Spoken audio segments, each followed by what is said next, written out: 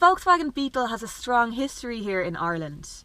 In fact, the very first Volkswagen built outside of Germany was built right here in Dublin in Ballsbridge in 1950.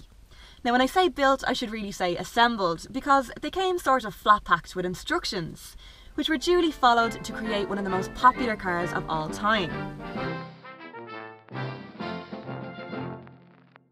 But alas, they don't make them like that anymore, and a lot has changed over the last 70 years. We don't assemble flat-pack cars here anymore for a start, and the car itself has evolved dramatically. This latest model has been described as more muscular, sporty and aggressive than before, which we can take to mean that Volkswagen would like to sell it to men as well as women. So in other words, what they'd really like to say is, it's less girly than it was. There's nothing girly about what's under the hood of this one, which is a 2-litre turbocharged diesel with 150 brake horsepower. It's also been paired with a DSG automatic gearbox, which puts it firmly at the very top of the range, and also at the very top of the price list. And this car, including options, will cost €36,500, just to get that out of the way.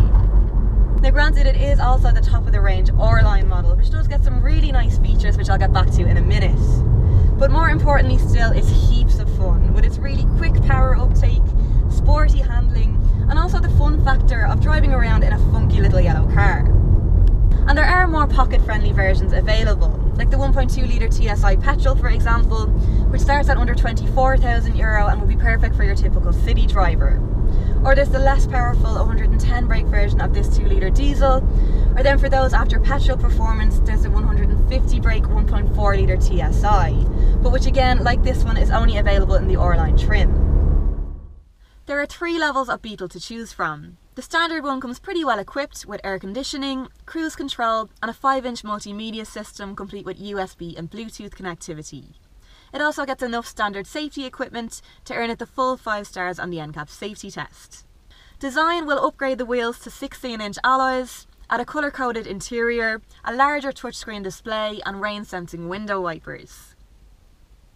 And the R-Line gets the full R styling treatment, which on the outside includes contrasting mirrors and wheel arches, a spoiler and even larger 17-inch wheels. Inside you get sport seats, ambient lighting, and on the more functional side, parking sensors and dual zone climate control. Space in the cabin is quite good for front seat passengers, and it is really pleasant to sit into with just the right amount of retro styling.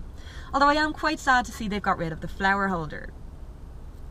Depending on what way you look at it, boot space is relatively generous at 310 litres, which okay isn't as practical as the likes of a Golf, but is quite a bit larger than its retro rivals like the Fiat 500 and the Mini.